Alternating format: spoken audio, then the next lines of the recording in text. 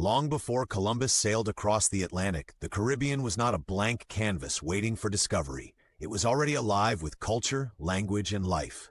The islands were home to powerful indigenous nations like the Taino, Kalinago, Arawak, and Lucayan peoples.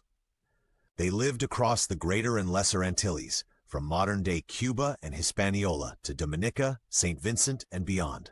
Their canoes cut through ocean waters, connecting a network of trade, diplomacy, and shared belief systems.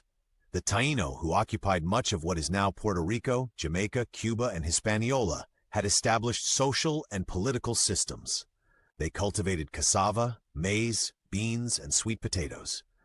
They built ball courts and ceremonial sites, lived in organized villages with thatched huts, and governed under leaders known as caciques. Their societies were matrilineal, spiritual, and balanced, far from primitive.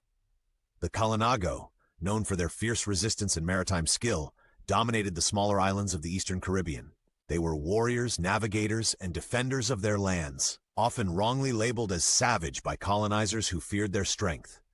These indigenous peoples had complex mythologies, intricate languages, and sustainable ways of life deeply tied to land and sea. But all of that would begin to disappear after 1492, because when Columbus arrived in the Bahamas believing he had reached Asia, he did not see a people. He saw labor, he saw resources, he saw conquest. In his own journal he wrote that the Taino were peaceful, generous, and could easily be made to do whatever was required. And that marked the beginning of one of the greatest genocides the Western Hemisphere would ever witness. In the next section, we'll see how European colonization, led by Spain, but soon joined by Britain, France, the Dutch, and others, turned the Caribbean into the first laboratory of empire.